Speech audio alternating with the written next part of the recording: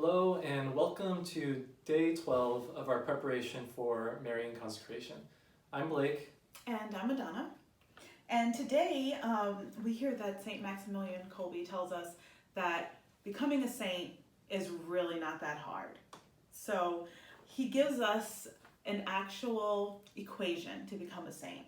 So we have this large W that stands, a capital W that stands for God's will, plus a small w that stands for our will, and that when you put them together, that equals sanctity. So if our will matches God's will, then we can become a saint. And the best example of this is Mary. She always said yes to God, and her will was always in line with God's will. And so that's why she's such a great example. So in St. Maximilian's words, to be one in will with Mary of the great fiat, the only human being whose will has never deviated by her choice from God's, is to be perfectly united to the will of God. And it is this alignment of your will with His that is the pressing business of your life. But it's not always easy to agree with God's will because we have free will, right? So Blake's going to touch on that a little bit and tell us why we need Mary's help for that. Right. Now, one of the reasons that we can proceed on this path with confidence is because we have this teaching from St. Maximilian Kolbe of Our Lady being the mediatrix of all graces. And to be a mediatrix means that because of her union with the Holy Spirit, who is the source of all grace, the Blessed Trinity, giving us everything that we need to be united with God. Because of that deep union with the Holy Spirit, when we ask Mary for her help, we receive these abundant graces through her prayers for us. And this is illustrated in a beautiful way in one of the many Marian apparitions that we have in the history of the Church, in the apparitions of Our Lady to St. Catherine Labouré in France. If you've ever seen a miraculous medal, you'll notice that there's an image of Our Lady standing on top of a globe, and her hands are extended, and there are rays of light coming from her hands.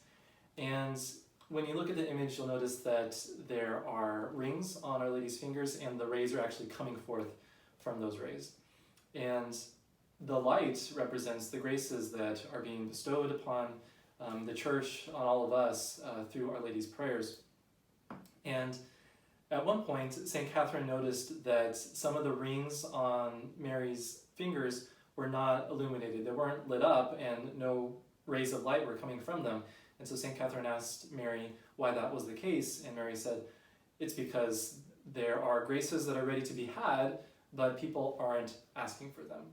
So again, that just goes to show that God is never to be outdone in generosity. Our Lady is never to be outdone in generosity. And so we can recognize all the great gifts that we have to receive, that they want to give to us, and ask for them. And then they'll be ours, and they'll help us along that path to sanctity. All right, so let's conclude with our daily prayer. In the name of the Father, and of the Son, and of the Holy Spirit. Come, Holy Spirit, living in Mary, unite my will to the will of the Immaculata, which is one with your will. Amen. In the name of the Father, and of the Son, and of the Holy Spirit.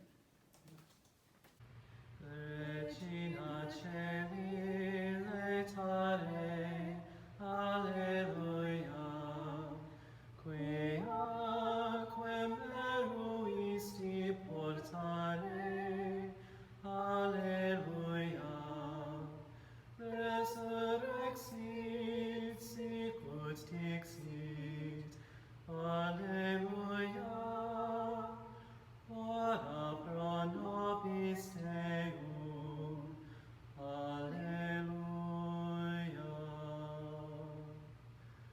Gaudet laetare Virgo Maria, Alleluia.